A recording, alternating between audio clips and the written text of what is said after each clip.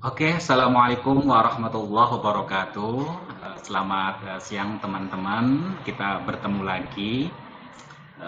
Kita belajar lagi hari ini.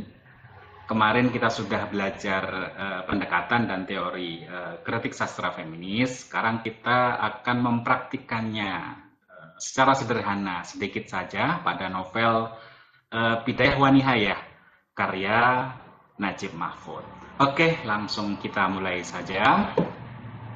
Um, Novel kita kali ini ditulis oleh seorang novelis besar, seorang sastrawan besar Arab di Mesir tepatnya.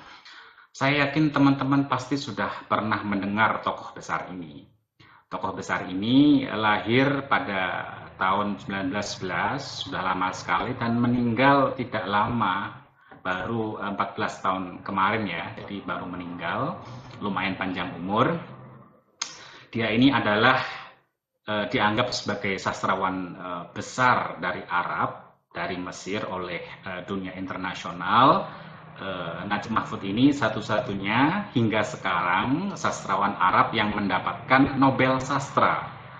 Oke, pada tahun 1988 melalui triloginya yang terkenal, Bainal Qasrain, Qasrus Sauk, As-Sukariyah. Najib Mahfud ini dianggap sebagai juru bicara prosa Arab. Oke. Karena ya tidak tersaingi oleh siapapun dari sisi estetikanya, dari sisi kontennya, dari sisi gayanya. Oke. Nadine Gordimer seorang sastrawan juga, dan dia juga merupakan kandidat peneraih Nobel pada tahun itu 1988 mengatakan Najib Mahfud sudah mencapai standar keunggulan internasional melalui karya-karyanya yang berisi potret tradisi Arab klasik, inspirasi Eropa, sampai gaya artistik individual. Ini kata dia. Jadi memang Najib Mahfud ini dikenal sebagai seorang sastrawan yang sifatnya sangat sosiologis, jadi menggambarkan kehidupan Arab dengan sangat detail. Dia dianggap oleh banyak kalangan sebagai sastrawan realis. Oke, jadi keadaan Mesir terutama ketika itu dalam masa penjajahan, kondisi kemiskinannya, perang dan lain sebagainya, norma-normanya sangat digambarkan sangat apik melalui karya-karyanya Najib Mahfud. Oke, bagusnya Najib Mahfud itu terletak pada kepiawaiannya dalam menyerap ide-ide peradaban manusia dan menuangkannya ke dalam kisah sastra. Itu salah satu keunggulan Najib Mahfud.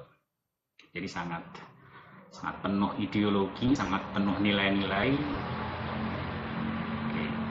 Oke, dari berbagai karya-karya Najib Mahfud diketahui bahwa ragam-ragam cerita yang banyak menyinggung perempuan dan aktivitasnya adalah antara tahun 1945 sampai 1967. Maaf, terlalu banyak angka 9, yaitu ketika corak karya Najib Mahfud beralih dari romantisme ke arah realisme. Jadi memang awal-awal penciptaan karya Najib Mahfud itu genrenya, kalau mengacu ke genrenya, adalah romantisme. Jadi banyak sekali ungkapan-ungkapan yang sangat berlebihan, yang romantik gitu ya. Maksudnya ya, saya kira teman-teman sudah paham antara romantisme dengan realisme. Kalau romantik itu banyak bahasa yang menggebu-gebu atau hal-hal yang tidak mungkin terjadi dalam realita begitu. Kalau realisme kan mirip, dekat sekali, sesuai dengan keadaan realitanya. Ketika kehidupan itu begitu kompleks, begitu detail, itu disampaikan apa adanya. Kalau romantisme berbeda, banyak ungkapan-ungkapan yang tidak berbasis kepada realita, dalam arti semua hal berangkat dari realita, cuman dia menggambarkannya sangat perasaan, menggebu-gebu, ada imajinasinya dan lain sebagainya. Oke. Nah, karena berpindah dari romantisme ke realisme, akhirnya banyak sekali gambaran-gambaran sosial keadaan masyarakat di Mesir digambarkan dalam sastra-sastranya. Oke, Najib Mahfud ini sangat dikenal sebagai seorang sastrawan realis karena menggambarkan realitas sosial dengan begitu mirip, dengan begitu adanya, menyerap ide-ide peradaban, kebudayaan dalam karyanya. Nah, salah satu hal yang juga digambarkan dalam karya-karyanya adalah tentang perempuan. Nah, pada tahun 45 sampai 67 itu banyak karya-karya Mahfud yang banyak berisi tentang perempuan. Oke. Bagaimana situasi kondisi perempuan pada zaman itu digambarkan dalam karyanya. Oke, salah satu karya yang banyak berisi tentang perempuan, menggambarkan citra perempuan adalah Bidayah wan Nihayah. Oke. Jadi itu saya kira sekilas tentang Najib Mahfud. Kita langsung masuk. Oke.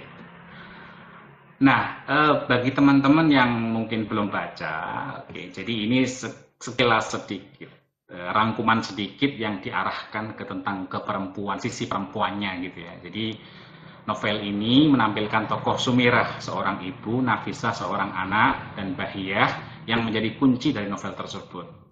Potret kemiskinan Mesir pada awal Perang Dunia menjadi setting, revolusi yang terjadi di Mesir menjadi bumbu yang ditampilkan. Tokoh Samirah, ibu ini, dan keluarganya menghadapi kenyataan ketika suaminya meninggal dunia, ketika masih dibutuhkan oleh keluarganya. Karena suami adalah sosok sentral dan ketergantungan terhadap sosok laki tampak ketika sang ayah meninggal. Jadi karena ayah di Mesir itu laki-laki itu posisinya sentral, ketika meninggal ya sangat goncang sekali. Oke. Salah satu kegoncangannya adalah Nafisah tidak merasa punya kehormatan lagi setelah meninggal karena terlunta-lunta hidupnya susah. Akhirnya dia terperdaya oleh rayuan cinta seorang laki-laki bernama Salman yang akhirnya membuat dia masuk kepada pelacuran karena berbagai hal. Oke.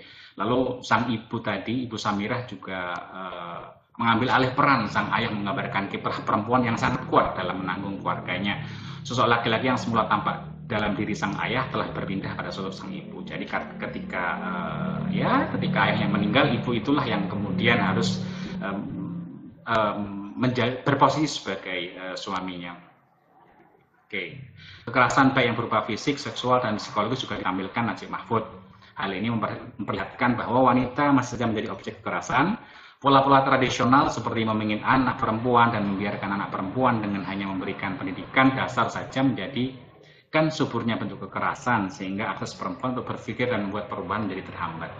Jadi Najib Mahfud dalam novel ini juga menggambarkan bagaimana kehidupan perempuan-perempuan ini setelah ditinggalkan suami dan ayahnya tadi.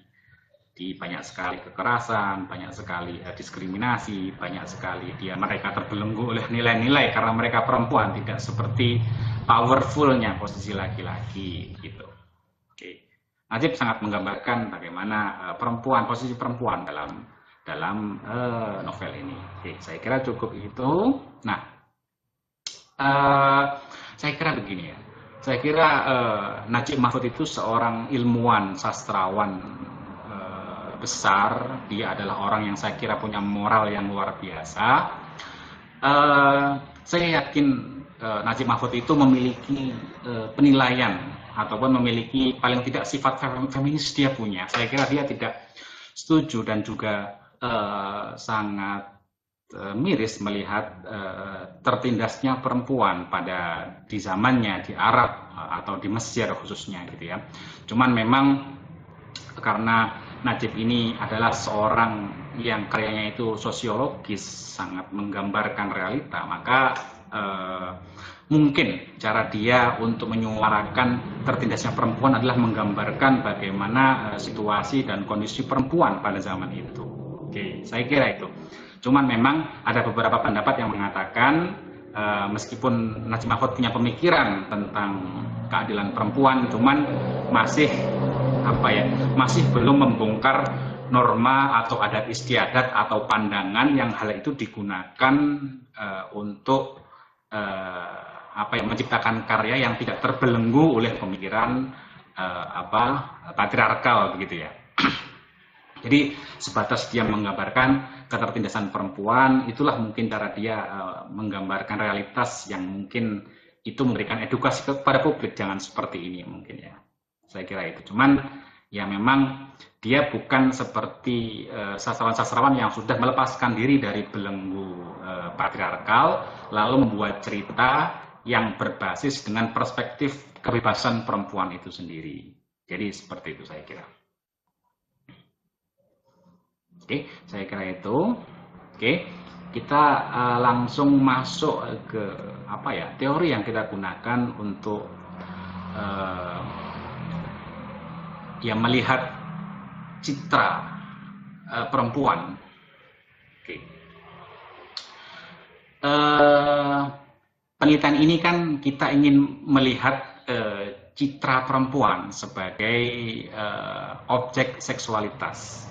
Oke, jadi dalam novel ini banyak sekali digambarkan bahwa perempuan-perempuan itu memiliki citra sebagai objek seksualnya laki-laki.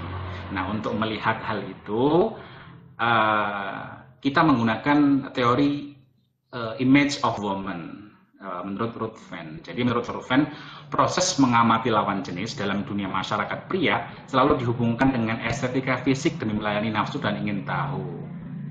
Oke, jadi ketika laki-laki, menurut pandangan Ruthven, laki-laki ketika melihat perempuan itu selalu ada tendensi-tendensi ataupun kecenderungan melihat sisi estetika fisik. Jadi memang laki-laki itu sangat penuh nafsu melihat perempuan sebagai objek seksual, objek nafsu, objek keindahan dia. Seperti itu. Ini merupakan salah satu perilaku yang berpusat pada pria atau androsentris. Oke. Perilaku tersebut dalam paradigma feminisme memungkinkan pria menguasai wanita dalam berbagai bentuk sosial, dan hal inilah yang menjadi sebab munculnya budaya patriarki. Oke. Jadi salah satu cara memandang alaminya laki-laki kepada perempuan itu adalah keindahan fisiknya, keindahan tubuhnya, dan itu akhirnya digunakan untuk memuaskan dahaga nafsunya meskipun masih dalam pandangan begitu. Nah, akhirnya cara pandang seperti itu menciptakan sebuah realitas sosial yang akhirnya kemudian menciptakan sebuah patriarki, karena salah satu anggapan dasar laki-laki perempuan adalah pelengkap laki-laki dari sisi seksualitas. Oke. Dari untuk memuaskan ya kebutuhan-kebutuhan laki-laki, kebutuhan keindahan laki-laki dari perempuan, seperti itu. Oke. Ruthven memberikan salah satu cara untuk melihat perilaku androsentris dalam budaya patriarki, yaitu dengan melihat pola tingkah laku perempuan dalam suatu karya sastra.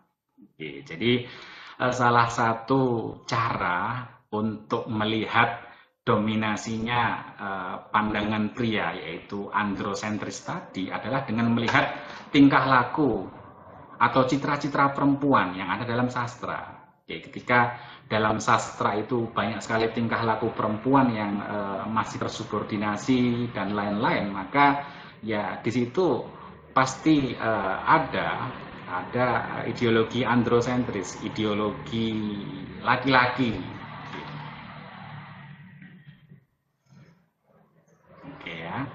Kira itu. Oke, kritik sastra feminis dengan demikian muncul untuk melihat bagaimana perempuan direpresentasikan dalam karya sastra. Ruthven mengemukakan bahwa penelitian yang berbasis kritik sastra feminis adalah penelitian tentang bagaimana perempuan digambarkan dan bagaimana potensi perempuan dalam kekuasaan patriarki. Jadi, kritik sastra feminis menurut Ruthven adalah penelitian tentang bagaimana perempuan digambarkan. Jadi kita melihat bagaimana gambaran-gambaran atau citra-citra yang ditampilkan, citra-citra perempuan yang ditampilkan dalam karya. Oke, jadi itu menurut Ruthven salah satu kajian kritik sastra feminis adalah seperti itu. Oke. Jadi melihat citranya, ketika citranya ini sangat didominasi, sangat termarginalkan, menjadi objek-objek seksualitas, menjadi objek-objek laki-laki, maka ya di situ memperlihatkan bahwa karya ini sangat patriarkal, sangat androsentris begitu. Itu salah satu cara menurut Ruthven untuk melihat bagaimana sastra itu apakah patriarkal atau tidak. Saya kira itu. Nah, dalam hal ini kita melihat dari sisi seksualitasnya dari sisi objek seksual. Jadi citra perempuan itu banyak sekali dan sub-sub dari feminisme itu banyak sekali. Ada stereotip, ada dominasi, ada kekerasan psikis, kekerasan fisik. Cuman kali ini kita akan fokus untuk melihat citra perempuan sebagai objek seksualitas dalam novel ini. Oke.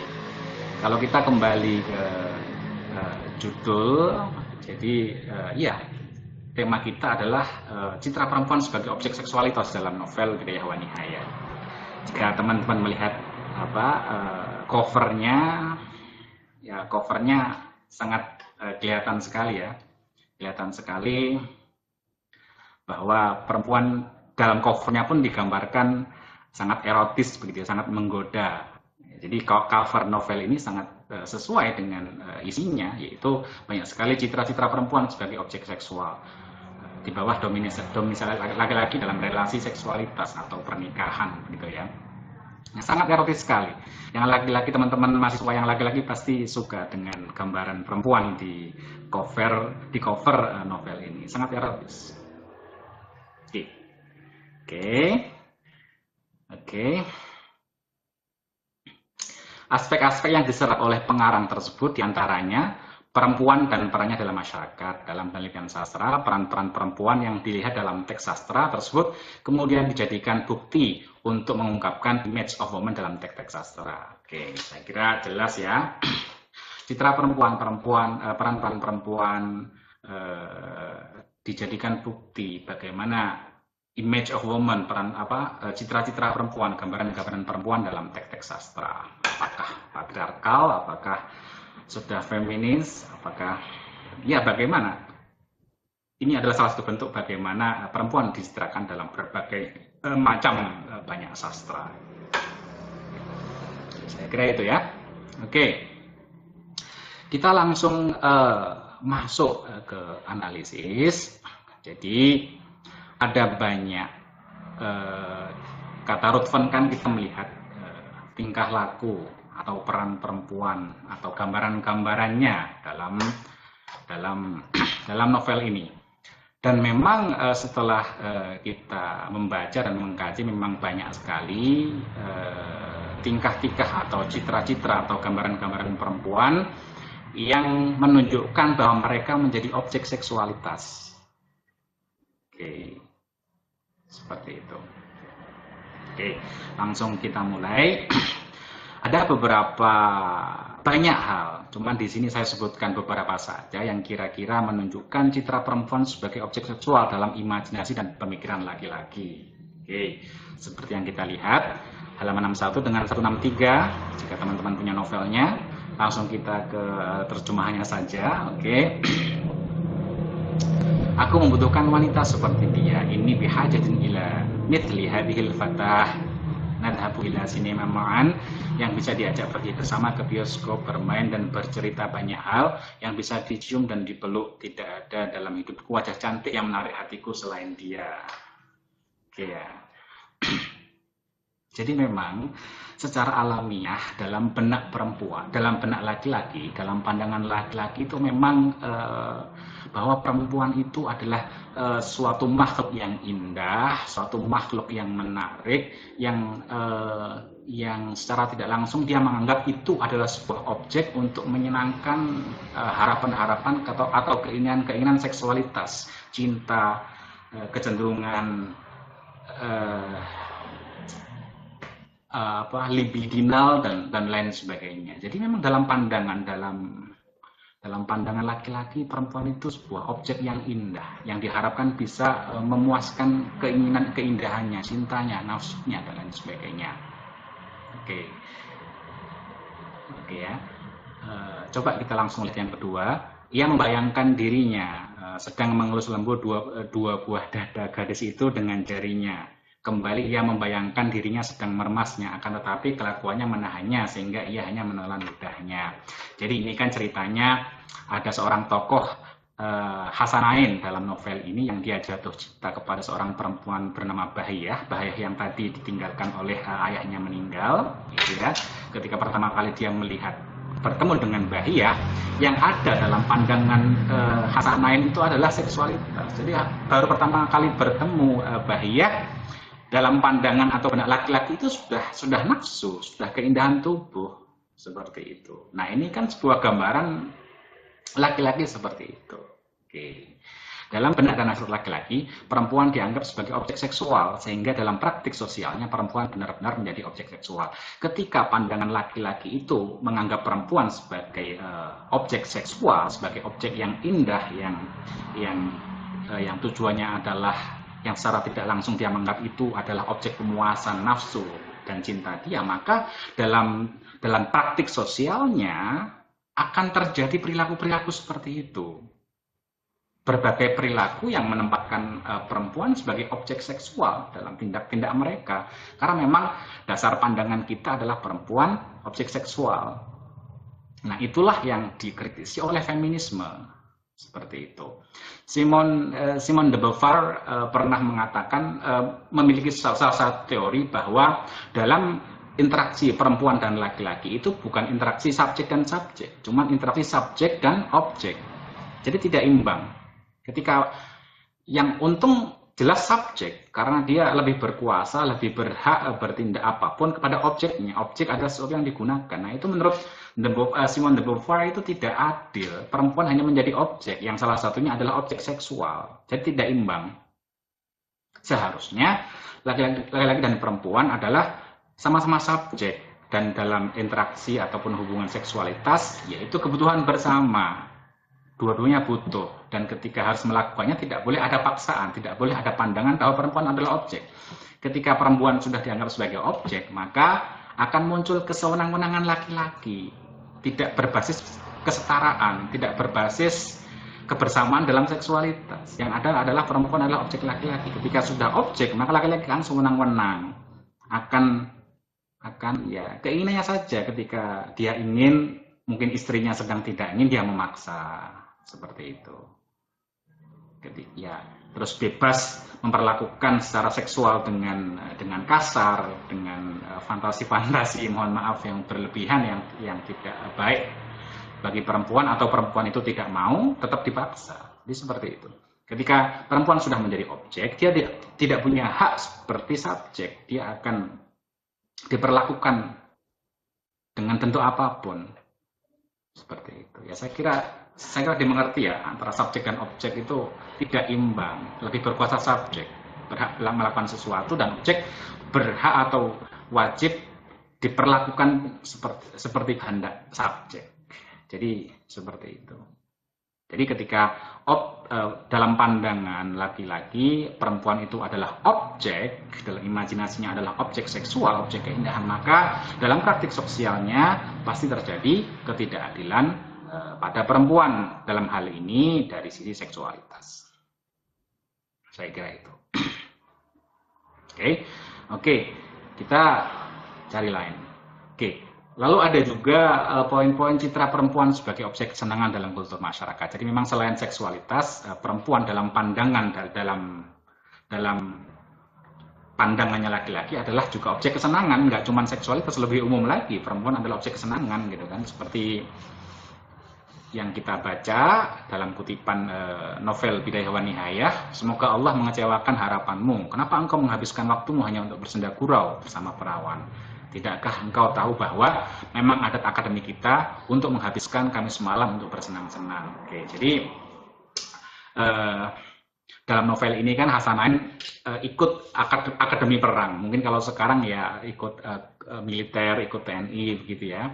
Nah, dalam kelompok-kelompok militer tadi, akademi tadi, ada budaya, sudah ada kultur, rutinitas, dan budaya bahwa laki-laki itu kalau Kamis itu ya bersenang-senang dengan pacar-pacarnya gitu.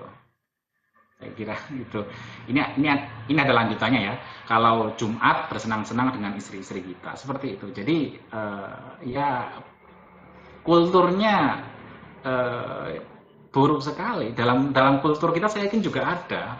Yuk Sabtu malam minggu waktunya kita eksekusi pacar-pacar kita, atau ya seperti ada. Jadi di akademinya Hasanain ada budaya bahwa kalau Kamis itu bersenang-senang dengan pacar, kalau Jumat itu bersenang-senang dengan istri-istri kita. Gitu. Jadi perempuan itu betul-betul objek kesenangan laki-laki, bahkan bisa diselingkuhi gitu. Meskipun sudah punya istri, tetap dengan pacar. Itu kan sebuah agenda ataupun rutinitas yang merupakan kultur dan budaya bahwa perempuan adalah objek kesenangan. Ya ketika laki-laki berani atau bisa berbicara seperti ini, itu kan dia sudah terbelenggu oleh mindset, norma-norma atau adat-adat atau pemikiran-pemikiran bahwa perempuan itu adalah objek kesenangan. Ya ketika cara berpikirnya perempuan adalah objek kesenangan, maka akan muncul dialog-dialog atau ungkapan-ungkapan seperti ini. Sangat merendahkan perempuan. Perempuan hanya objek kesenangan seperti itu. Oke. Lalu kita lihat bukti-bukti teks yang lain. Bagaimana dia tahu akan meninggal dalam usia tersebut. Ayahmu baru berusia 50 tahun. Di desa kami banyak orang seumur itu yang menikah untuk 2 atau 3 kalinya. Oke. Jadi poligami itu bukan hal yang tabu atau dibenci, tidak. Ada sebuah dialog yang menunjukkan dengan datarnya, dengan simpelnya, ayahmu kan baru 50 tahun, di desa kami kan banyak orang seumuran itu menikah untuk 2 atau 3 kalinya. Jadi jelas poligami di Mesir, di Arab yang digambarkan dalam novel ini ya sangat memiliki kultur poligami. Dan orang-orang ketika membicarakan poligami dengan enaknya saja, tidak ada tekanan-tekanan nada-nada atau kebencian dan lain sebagainya. Jadi ketika seperti ini, maka masyarakat sudah terbelenggu dengan pemahaman bahwa perempuan adalah objek kesenangan, objek menjadi objek. Dan akhirnya ketika sudah menjadi cara pandang nilai-nilai adat istiadat, maka tidak aneh ada muncul dialog-dialog seperti ini yang tidak ada tekanan-tekanan kebencian seperti itu, karena sudah dianggap biasa. Nah, ketika sudah dianggap biasa, tidak salah, itulah yang diserang oleh feminisme. Ini adalah sebuah cara pandang yang salah gitu kan, karena cara pandang menghasilkan sebuah praktik sosial seperti itu. Oke, dari sini terlihat bahwa pandangan bahwa perempuan sebagai objek kesenangan sudah sangat dominan, sudah sangat menjadi pemahaman yang mapan, sudah menjadi adat istiadat, sudah menjadi hal yang biasa. Sehingga ya menurut feminis ini salah. Oke. Pandangan bahwa perempuan hanya menjadi objek itu salah, harus dirubah yang agar tidak terjadi sebuah dialog yang simpel seperti ini dan praktik-praktik sosial yang menjadikan perempuan sebagai korban poligami dan lain sebagainya. Jadi memang dalam Islam memang diperbolehkan poligami hingga 4, cuman kan ada ketentuannya, harus adil. Yang terjadi saya kira poligami itu bukan hal yang sepele, saya kira hal yang sangat kompleks yang butuh yang banyak, ada banyak aspek harus kita lihat, harus kita perhatikan. Cuman banyak laki-laki yang hanya karena kedok nafsu atau ingin atau bosan dengan istrinya atau ingin mendapatkan kesenangan menggunakan dalil itu untuk melakukan atau memuaskan ego atau keinginannya. Oke, jadi yang terjadi adalah banyak laki-laki yang menggunakan atau memanfaatkan dalil itu untuk poligami. Padahal kan aspeknya banyak poligami itu. Syarat-syaratnya, kondisi-kondisi yang harus dipenuhi banyak sekali, harus adil. Nabi dulu ketika poligami kan juga bukan semata-mata karena nafsu, bukan. Banyak janda-janda perang, korban perang yang akhirnya dinikahi untuk kepentingan kehidupannya, gitu kan. Atau saya kira sekelas Nabi juga punya hubungan dengan Tuhan untuk menikah dengan siapa-siapa yang akhirnya memberikan maslahat untuk kepentingan Islam dan lain sebagainya. Wa in haftum ala ta'dilu fawahidatan. Kalau kamu takut tidak adil maka satu aja. Jadi sebenarnya Tuhan itu dalam ayat itu mengajak dialog kepada laki-laki, gitu kan. Yakin kamu bisa adil gitu kan. Kalau enggak bisa adil satu aja. Itu kan bentuk dialognya Tuhan kepada laki-laki. Cuman kan laki-laki ngeyel. Aku bisa kok adil. Itu kan egonya laki-laki. Gitu kan. Jadi saya kira banyak sekali. Oke, kita masuk lagi ke yang lain. Oke, cita perempuan yang tersubordinasi dalam relasi seksualitas. Oke, ini hanya masalah waktu. Tapi sementara itu, biarlah kita sedikit bersenang-senang. Oke, seraya mengulurkan tangannya melingkari punggung gadis itu, dia merapai dada Nafisah. dengan tangan kanannya, merasakan buah dadanya yang renum, besar dan kencang dalam genggamannya. Darahnya mendidih di dalam nadinya dan dia memeluk gadis itu dengan buas nafas yang panas menghembus pipi dan leher gadis itu. Jadi sebenarnya novel ini menarik ya, banyak kalimat-kalimat yang sangat erotik, yang sangat indah. Saya kira teman-teman mahasiswa laki-laki ketika sudah kuliah ini akan mencari novel ini karena banyak kalimat-kalimat yang hot. Jadi cerita ini sebenarnya adalah salah satu tokoh perempuan ke Nafisah. Nafisah kan didekati oleh seorang laki-laki bernama Salman, gitu kan. Nah, Salman itu sebelum menikahi, belum menikah, Salman itu ya mengajak atau menggoda Nafisah agar mau berhubungan seksual dengannya, gitu kan. Ini hanya masalah waktu. Ini masalah waktu, ntar kita juga menikah. Ayolah kita melakukan hubungan itu sekarang. Jadi ya menggoda. Selain itu, jika teman-teman membaca secara sepenuhnya kan banyak sekali intimidasi psikologis yang dilakukan oleh Salman pada Nafisah. Jadi Nafisah ini kan tidak memiliki rupa yang cantik, yang buruk rupa, dan Nafisah Salman mengatakan kepada Nafisah, kamu itu nggak cantik, nggak banyak kok laki-laki yang mau, nggak ada laki-laki yang mau sama kamu. Makanya kebetulan aku mau sama kamu, ayo kita nikmati. Itu kan sebuah intimidasi psikologis yang dilakukan Salman kepada Nafisah agar Salman mendapatkan tubuhnya Nafisah seperti itu. Jadi perempuan itu posisinya lemah. Ketika tidak cantik, dia terancam dengan tidak laku. Akhirnya hal-hal itu dimanfaatkan oleh Salman, gitu kan. Oke, ketidakberdayaan secara mental dan intuisi menciptakan perempuan lebih menjadi objek.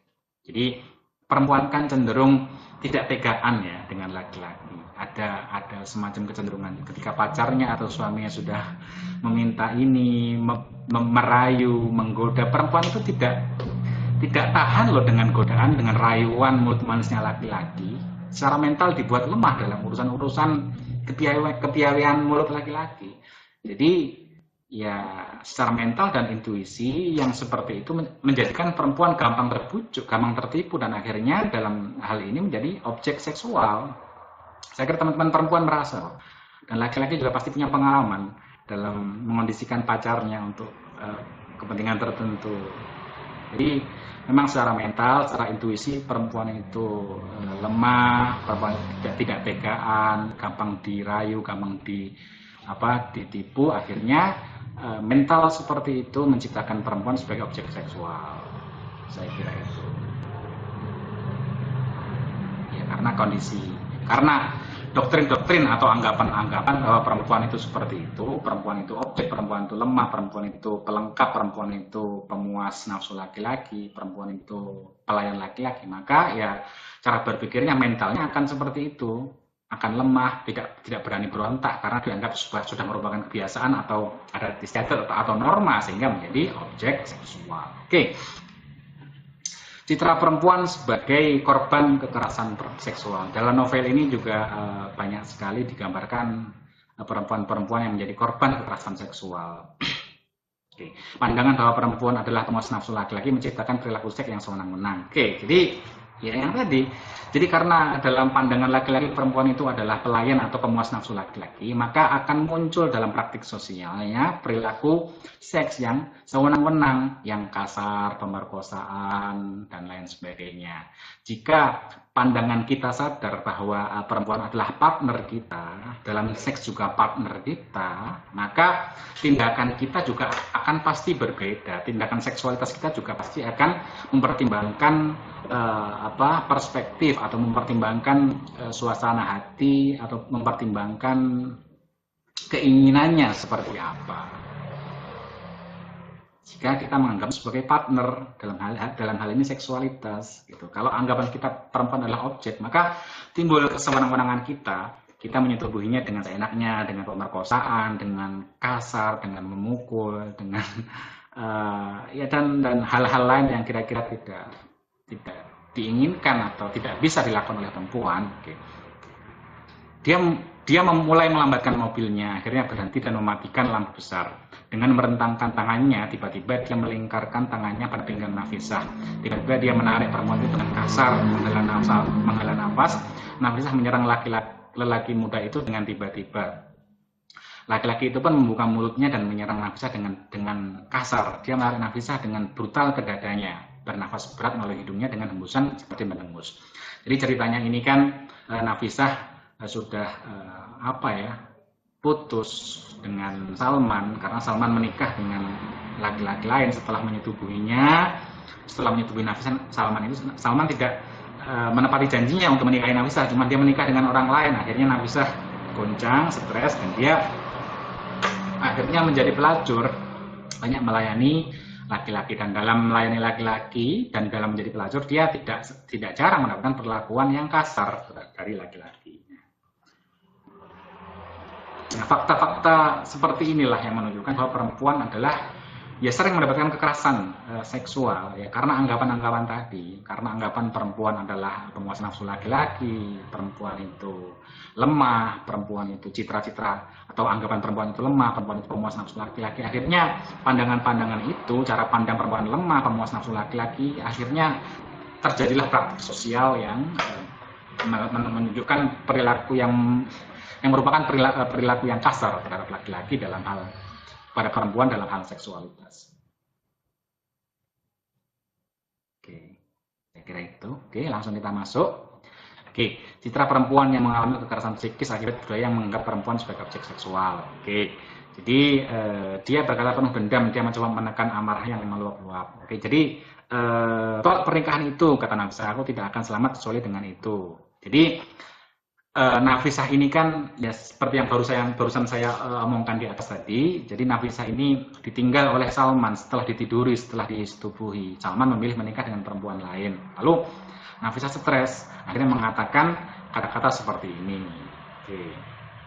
Jadi ya berat, Nafisah nggak mau Salman menikah dengan orang lain. Sudah cinta, sudah sayang, sudah dipengaruhi hatinya, sudah disetubuhi, sudah ditiduri, begitu kan. Akhirnya praktik-praktik bahwa laki-laki itu banyak seenaknya kepada perempuan, gampang menduri, lalu tidak menepati janji untuk menikahi. Hal itu akhirnya menciptakan sebuah fakta kekerasan psikis bagi perempuan dalam hal seksualitas.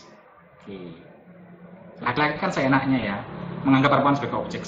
Kita pacarin, lalu kita tidurin, gitu kan. Kita nggak mau tahu dampak apa yang terjadi, resiko apa yang terjadi. Laki-laki nggak mau tahu, sudah meniduri, sudah puas, akhirnya dia pergi, dia mencari perempuan lain untuk menikah.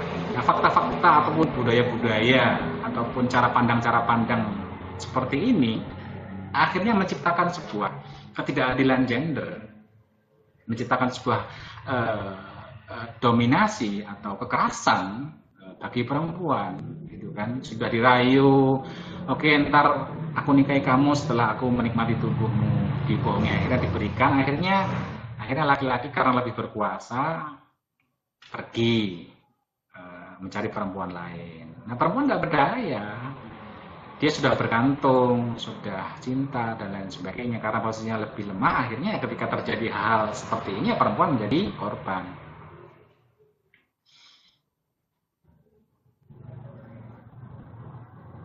Seperti itu. Dia berkata lirik sambil menekankan nada bicaranya, menolaknya. Sudah terlambat, aku harus menolaknya, belum terlambat. Oke, jadi ya inilah, karena laki-laki seenaknya hanya menjadikan objek kesenangan, ya ketika terjadi dampak-dampak seperti ini, perempuan yang menderita. Jadi apa ya? Ya karena posisinya tidak seimbang antara laki-laki dan perempuan. Perempuan itu lemah. Ketika sudah tidak perawan mungkin sudah menjadi aib.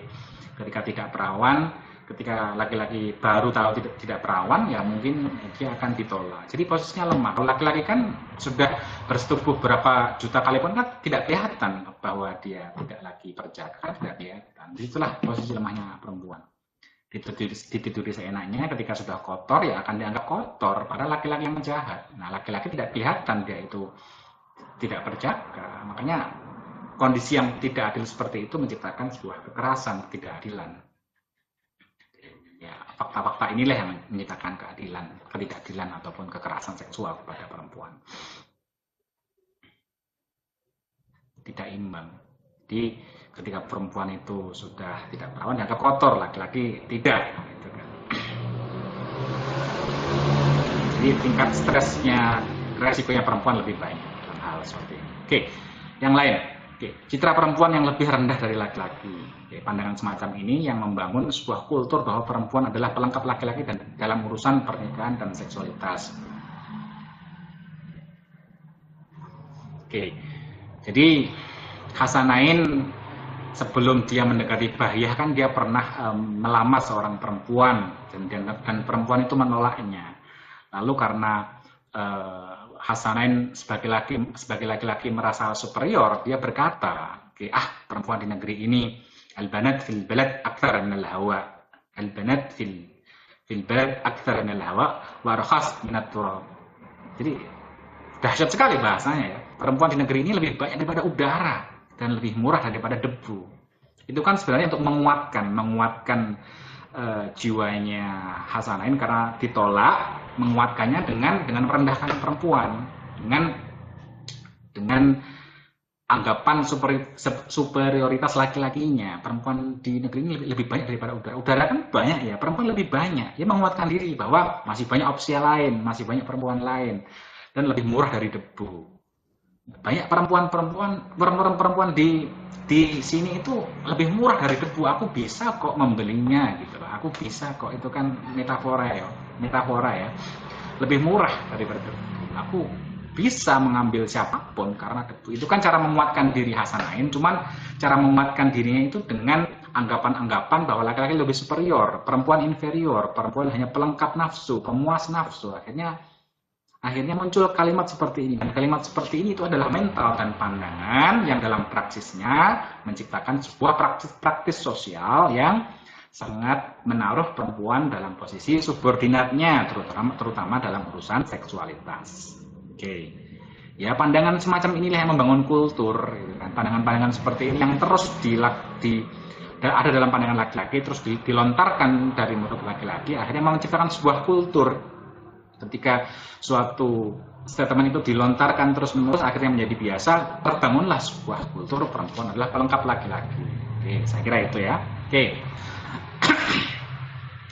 Citra perempuan yang terbelenggu dalam pemahaman bahwa yang menentukan pernikahannya adalah ayahnya.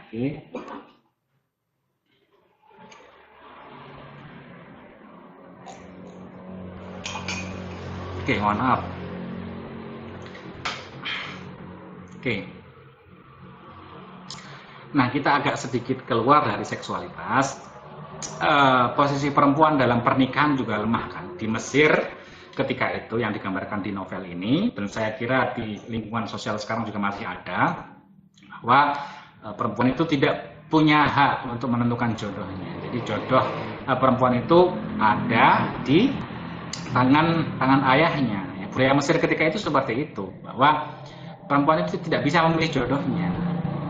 Yang berhak memilihkan jodohnya adalah ayahnya, sehingga ayahnya punya kuasa, punya hak. Nah, pandangan seperti ini kan merugikan perempuan. Bisa aja ayahnya matre, ada seorang laki-laki tua yang kaya, akhirnya ingin menikahi anaknya dengan iming-iming harta. Akhirnya ayahnya karena punya kuasa dan ingin uang tadi, akhirnya bisa memaksa anaknya untuk menikah dengan laki-laki tua tadi yang tidak diinginkan atau disukainya. Jadi ketika ada pemahaman tidak ada kebebasan bagi perempuan untuk memilih jodohnya, maka akan terjadi pemaksaan dan penindasan seperti ini.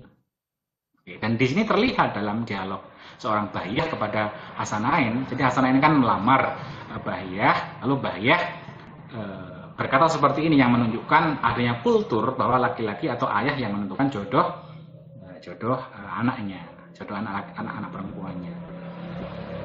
Jadi ini adalah budaya yang salah, dan dalam Islam pun saya kira seorang ayah ketika menikahkan anaknya, anak perempuannya berkewajiban untuk bertanya, meminta persetujuan kepada anaknya tadi.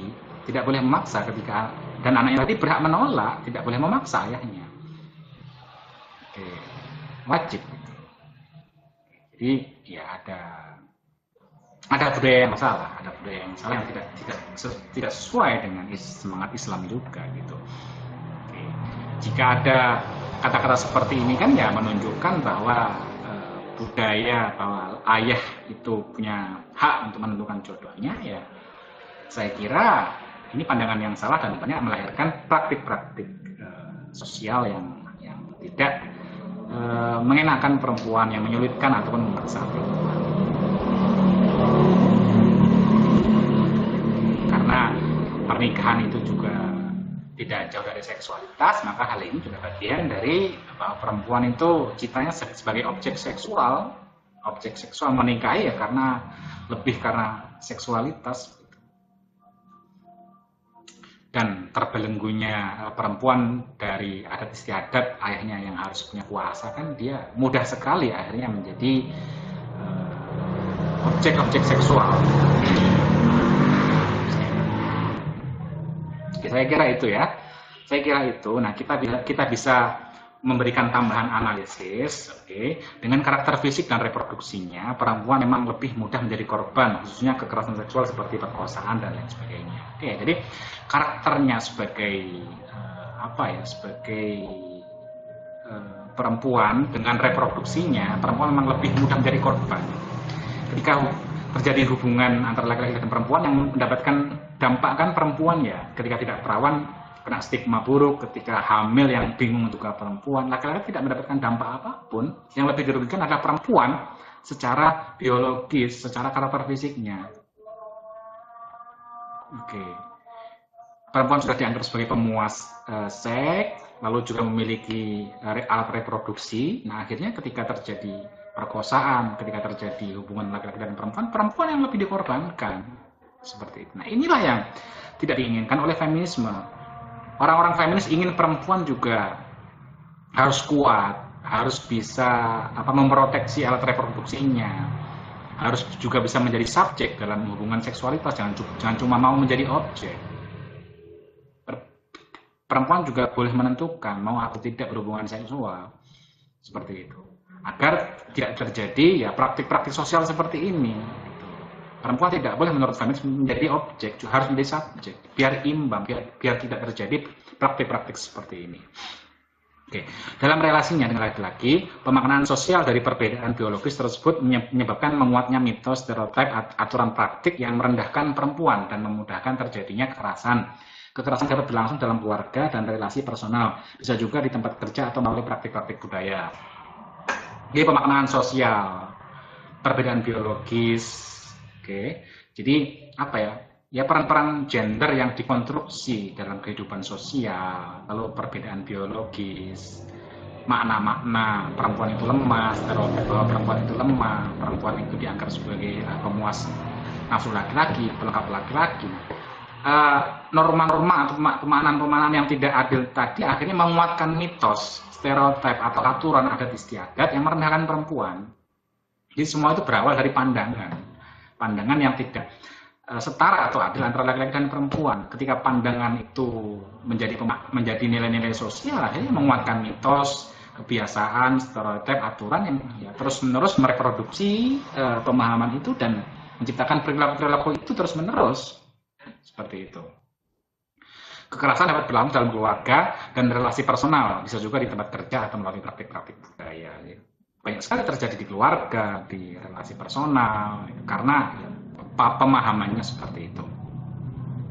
Dari sisi ekonomi, perempuan dapat dijadikan sarana penguruk keuntungan sehingga merebaklah pelacuran perdagangan perempuan atau pornografi. Jadi karena dalam sistem patriarkal ini ada pandangan bahwa perempuan pengaruh keuntungan, salah satu asetnya adalah tubuhnya yang indah, dan ada pandangan tubuh perempuan adalah pemuas nafsu laki-laki, maka muncullah praktik sosial seperti pelacuran, perdagangan perempuan atau pornografi. Jadi munculnya ketidakadilan gender dalam kehidupan ini berawal dari pandangan, dari anggapan, dari nilai-nilai yang dianut. Dan dalam hal ini dari sisi hubungan seksualitas itu ya pandangan atau nilai yang ada lebih menguntungkan laki-laki. Perempuan itu sangat dirugikan. Perempuan posisinya tidak ada dalam pandangan-pandangan seksualitas. Nah, akhirnya ya seperti ini yang terjadi. Salah satunya adalah pelacuran. Karena perempuan sudah menjadi kodratnya atau merasa sebagai pemuas nafsu laki-laki. Makanya perempuan ya akhirnya kadang juga punya keinginan, ya udahlah, karena memang perempuan itu pemesan laki-laki dan aku punya tubuh, aku kerja aja lah jadi pelacur, kan seperti itu kan ya karena berawal dari pandangan tadi. Ketika pandangan awalnya itu secara seksual laki-laki dan perempuan setara, sangat setara, maka ya saya kira praktik-praktik ataupun tindakan-tindakan sosial yang muncul tidak separah ini ketika perempuan lebih menjadi objek seksual, lebih dirugikan secara seksualitas. Oke, saya kira itu teman-teman ya. Jangan banyak-banyak. Ini sudah banyak sekali, sudah panjang sekali. Takutnya teman-teman bosan. Ya, semoga tetap betah lah untuk mengikuti dan memberikan manfaat untuk kalian. Kita lanjutkan di diskusi ya. Kita lanjutkan di diskusi. Mohon maaf untuk kelas B karena kemarin saya belum dapat menyiapkan video ini. Oke, kurang lebihnya mohon maaf. Bila ada kesalahan. Kita lanjutkan di diskusi. Akhir dari saya, assalamualaikum warahmatullahi wabarakatuh.